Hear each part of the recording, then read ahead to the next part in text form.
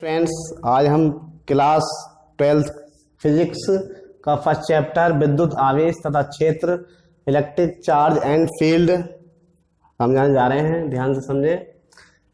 इसमें सबसे पहले आता है वैद्युतिकी किसे कहते हैं। वैद्युतिकी इलेक्ट्रो, इसमें दो वस्तुएं लेते हैं हम। इन दो वस्तुओं को परस्पर जब रगड़ा जाता है तो उनमें हल्की वस्तुओं को अपनी ओर आकर्षित करने का गुण आ जाता है। जिस प्रकार से हम एक स्केल लें, स्केल को चार्ज देते हैं और कागज के हल्के टुकड़े उससे अट्रैक्टिव हो जाते हैं तो वह वस्तु विद्युतमय या आवेशित हो जाती है, जिसे हम वैद्युतिकी कहते हैं।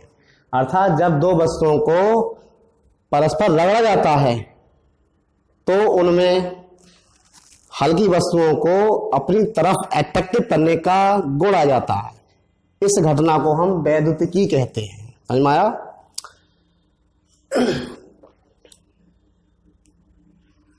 हल्की वस्तुएं को अट्रैक्टिव करने का, हल्की वस्तुएं, ना कि कोई भारी वस्तुओं को अट्रैक्टिव करने का गुण आता है। अब है स्थिर वैद्युतिकी। स्थिर वैद्युतिकी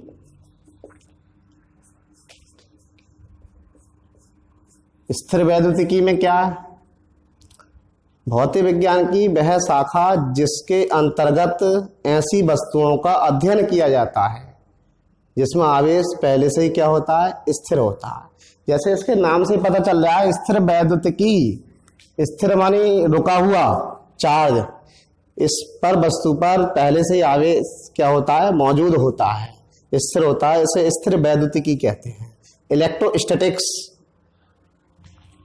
इलेक्ट्रोस्टैटिक्स समझ में आया?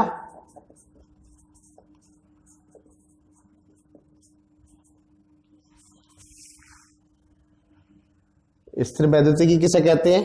ठीक है,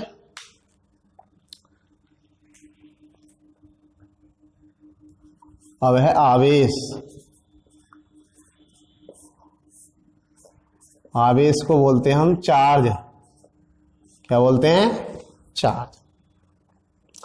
आवेश की बात करें तो सन 1750 ईस्वी से पहले इसकी खोज नहीं थी। 1750 ईस्वी के बाद में सन 1750 ईस्वी में बेंजामिन फ्रैंकलिन ने आवेश बताया था कि धनावेश और ऋणावेश दो प्रकार का होता है, परंतु हम यहाँ पर आवेश के बारे में बात करेंगे। आवेश पदार्थों का वह गुण है जो विद्युत और चुंबकीय दोनों प्रभाव उत्पन्न करता है, आवेश कहलाता है। आवेश को Q से प्रदर्शित करते हैं और Q इज इक्वल टू होता IT।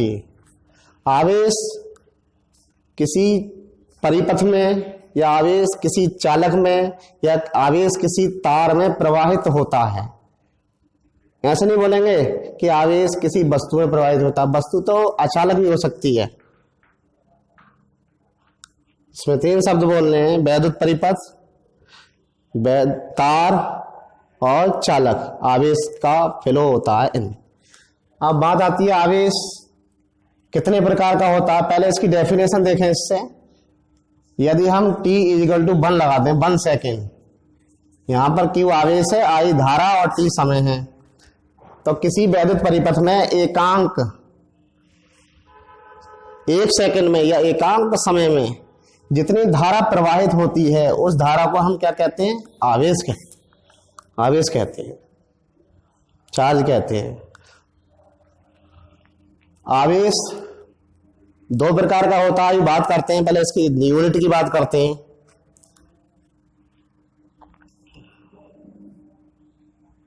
आवेश का जो फॉर्मूला होता है वो होता है Q इजिकल टू IT। इसके अकॉर्डिंग इसका मात्रा हो जाता है, I धारा है, करंट, एम्पियर इंटू सेकेंड।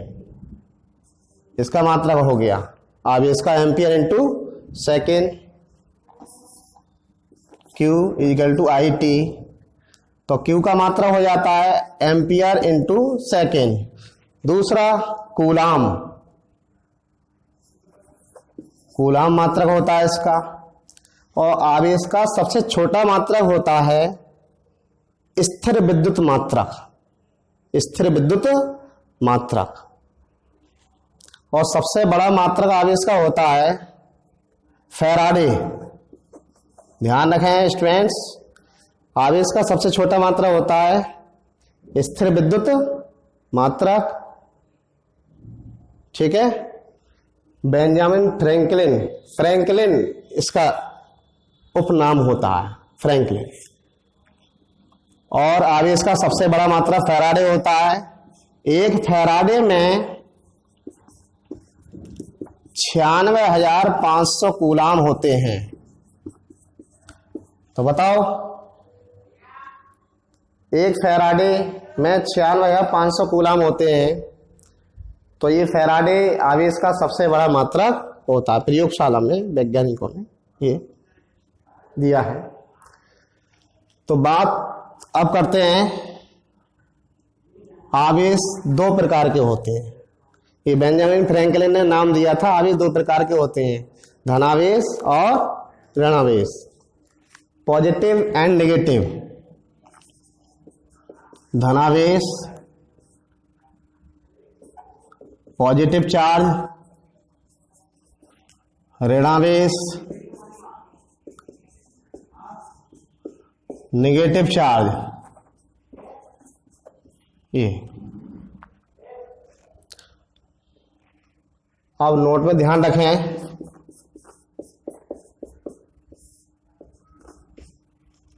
यदि प्लस प्लस किन्हीं वस्तुओं पर प्लस प्लस के चार्ज हैं तो वे एक दूसरे को क्या करेंगे, आकर्षित या प्रतिकर्षित, प्रतिकर्षित करती हैं। क्या करती हैं? इसका मतलब यह है सजातीय आवेश एक दूसरे को प्रतिकर्षित करते हैं और विजातीय आवेश एक दूसरे को क्या करते हैं, आकर्षित करते हैं। सजातीय आवेश का मतलब यहां पर यह होता है कि दोनों आवेश यदि प्लस प्लस के हैं तो उनके बीच में कैसा बल लगेगा, प्रतिकर्षण बल, रिपल्सिव फोर्स। यदि एक आवेश प्लस का है, एक आवेश माइनस का है, तो दोनों विपरीत प्रकृति के आवेश हो गए, विजातीय आवेश हो गए, पेयर ऑफ अलाइक।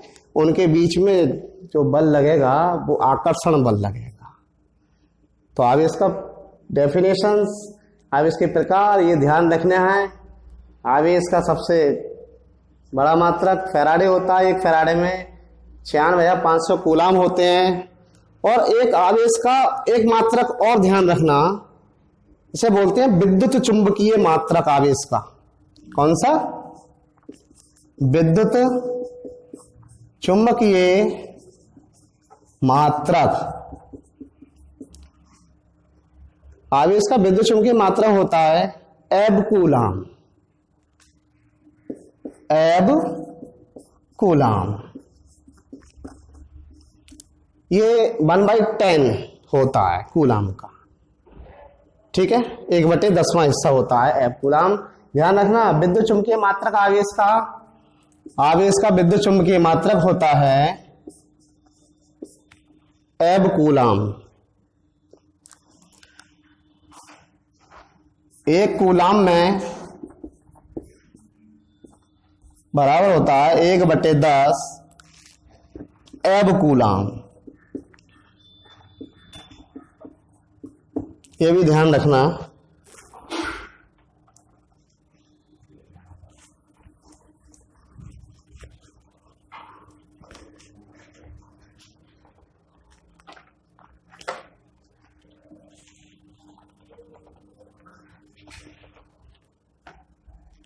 अब है आवेशन की विधियां। आवेशन की विधियां।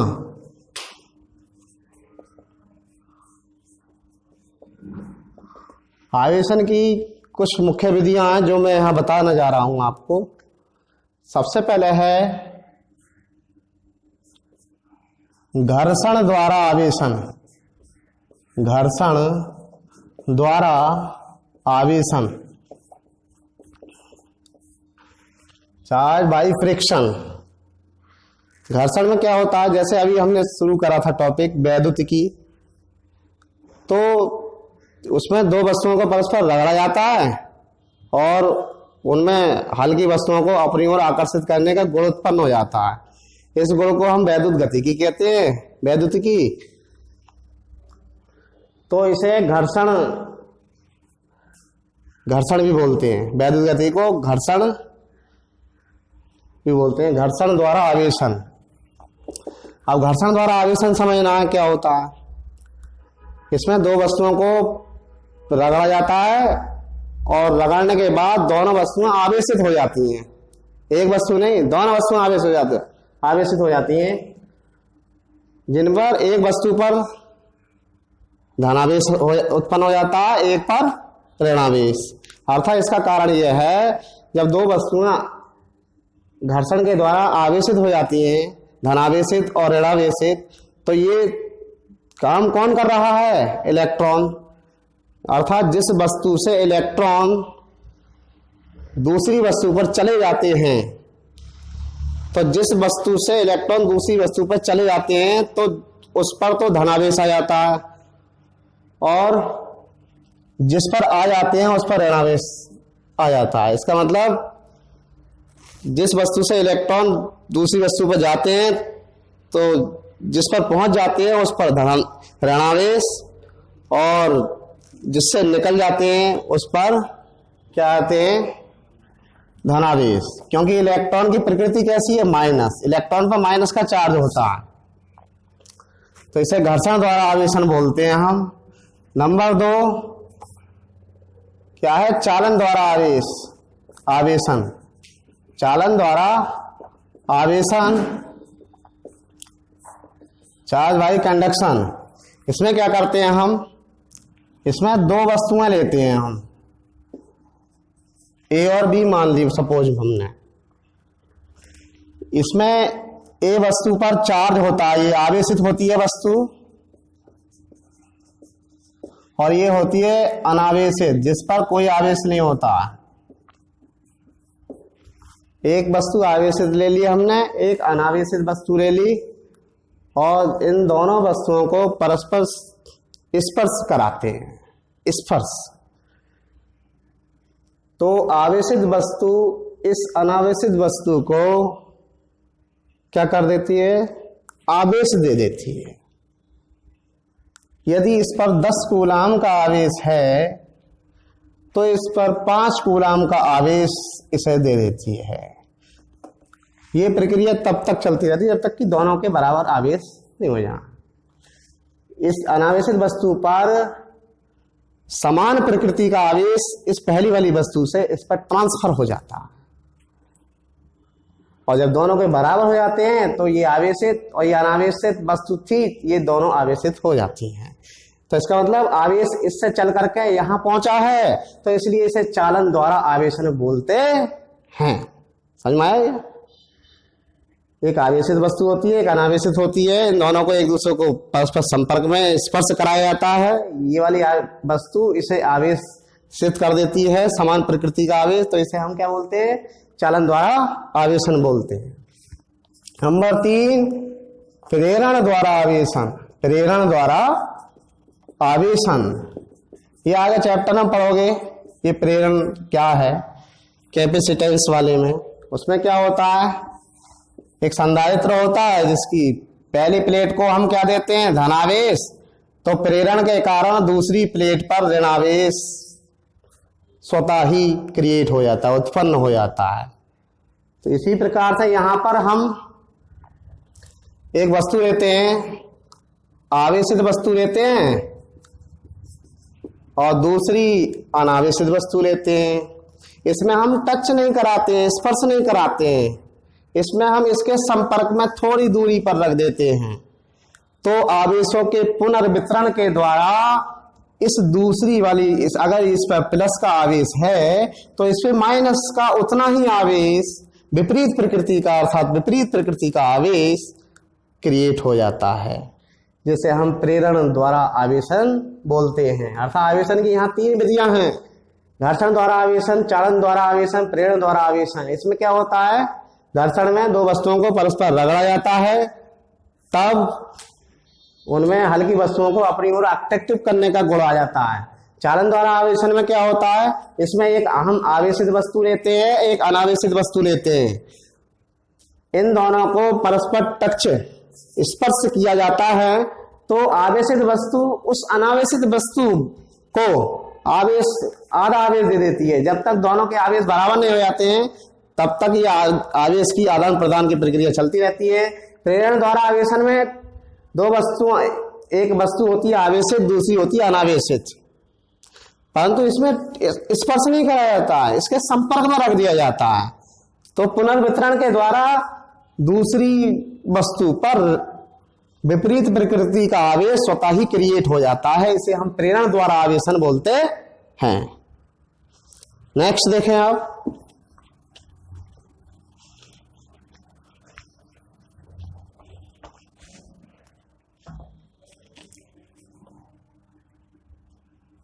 अब है आवेश का क्वांटीकरण, क्वांटाइजेशन ऑफ चार्ज। आवेश का क्वांटीकरण।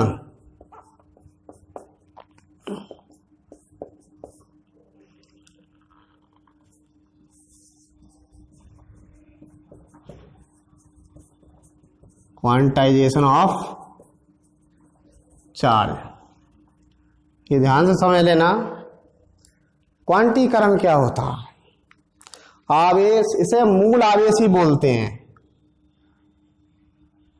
प्रत्येक वस्तु, प्रत्येक कण या कोई आवेश अगर हम नापें, वस्तु का पदार्थ किसी का आवेश नापें तो हम किसे नापते हैं? वो या तो ई का गुणन का होता है, या 2e होता है, या 3 होता है, या 4e होता है।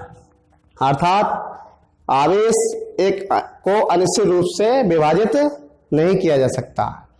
आवेश को अनिश्चित रूप से विभाजित नहीं किया जा सकता है, ये अति सूक्ष्म होता है, प्रत्येक वस्तु पर होता है ई 2e जो आवेशित होती है। तो इसी प्रकार से अगर हम कुल आवेश देखें, टोटल चार्ज देखें, तो ये हो जाएगा, अगर एक वस्तु पर आवेश है ई, 2e दूसरी पर, फिर 3e, फिर 4e, तो क्या बढ़ गया? ये गुणांक बढ़ रहा है, ई का गुणांक। तो इसे हम नंबर ऑफ इलेक्ट्रॉन एन ही मान सकते, और इस कुल आवेश को हम किससे लिख देंगे? क्यू से लिख देंगे, क्यू से। सही है। यदि इलेक्ट्रॉन के लिए देखें हम, तो इलेक्ट्रॉन पर माइनस का चार्ज होता है माइनस एन ही, और प्रोटॉन के लिए देखें तो प्रोटॉन पर भी उतना ही चार्ज होता है, परंतु विपरीत प्रकृति का अर्थात प्लस का आवेश होता है, तो प्लस एन ही आ जाएगा। तो इस प्रकार से हम कुल आवेश लिख दें तो यहां पर ये होगा plus minus N E, plus minus क्या? N E. ये आवेश का क्वांटीकरण कहलाता है। आवेश को अनिश्चित रूप से विभाजित नहीं किया जा सकता है। इस पर आवेश होता है, अगर नापे तो हम ई 2e 3e 4e अर्थात एन ई। इस प्रकार से इसे हम आवेश का क्वांटीकरण कहते हैं।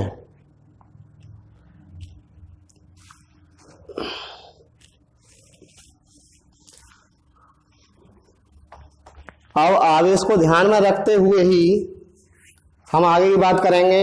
ये तो एक फंडामेंटल था जो ज्यादातर पेपर में भी नहीं आता है। आगे बहुत कुछ चीज है इस चैप्टर के अंदर जो आपको समझनी है। सबसे अब देखें कूलाम का नियम। किसका नियम? कूलाम का नियम।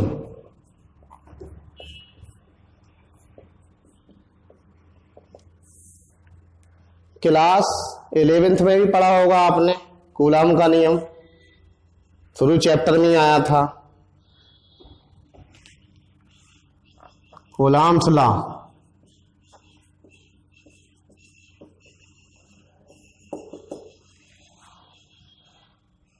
तो इसमें दो आवेश होते हैं, एक मान लेंगे हम Q1, दूसरे Q2, और इनके बीच की डिस्टेंस कितनी मान लेंगे? R। तो वैज्ञानिक कूलाम के अनुसार उन्होंने बताया था कि दो आवेशों के बीच लगने वाला वैद्युत बल उन दोनों आवेशों के गुणनफल के समानुपाती तथा उनके बीच की दूरी के वर्ग के व्युत्क्रमानुपाती होता है। कूलाम के नियम के अनुसार है ये आवेशों पर निर्भर करता है। माना दो आवेश Q1 Q2 हैं जो वायु में परस्पर r दूरी पर स्थित हैं, तो इसलिए परिभाषा के अकॉर्डिंग है प्रोपोर्शनल आ जाएगा Q1 Q2, अर्थात electric force is directly proportional to the product of the charges Q1 and Q2। Now we will 1/r² y combination of equation first and second, समीकरण नंबर 1 व 2 को मिलाने पर, संयुक्त करने पर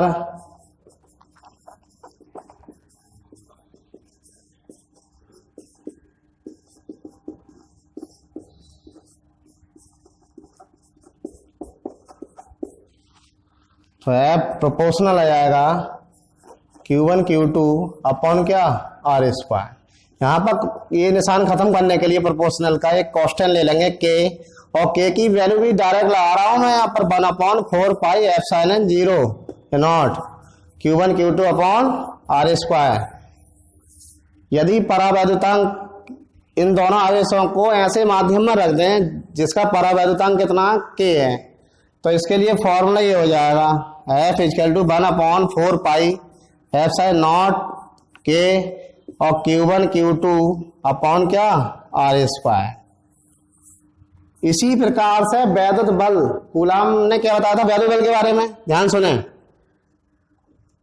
यदि दोनों आवेश ये प्लस प्लस के हैं तो ये बल जो होगा वो वैद्युत बल होगा, प्रतिकर्षण बल। यदि इनमें से एक आवेश प्लस का ले लिया, एक माइनस का ले लिया, तो कौन सा बल हो जाएगा, ये आकर्षण बल। तो इस प्रकार से वैद्युत बल, कूलाम ने वैद्युत बल के बारे में बताया था इलेक्ट्रिक फोर्स के बारे में, तो ये 2 प्रकार का होता है, आकर्षण एवं प्रतिकर्षण दोनों प्रकार का। ये एप्सिलॉन नॉट क्या होता है, एप्सिलॉन नॉट ये होती है निर्वात या वैद्युत की वैद्युतशीलता, निर्वात या वैद्युत की वैद्युतशीलता।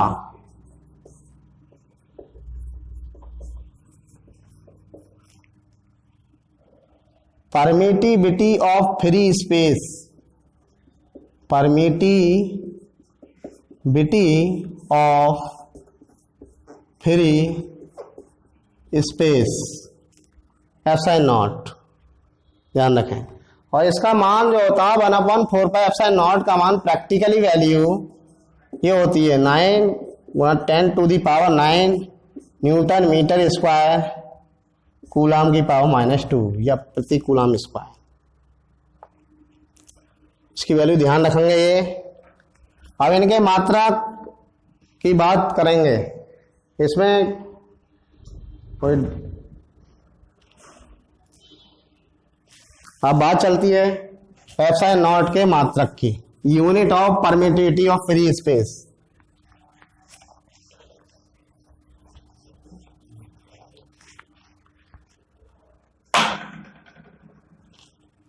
एप्सिलॉन नॉट का मात्रक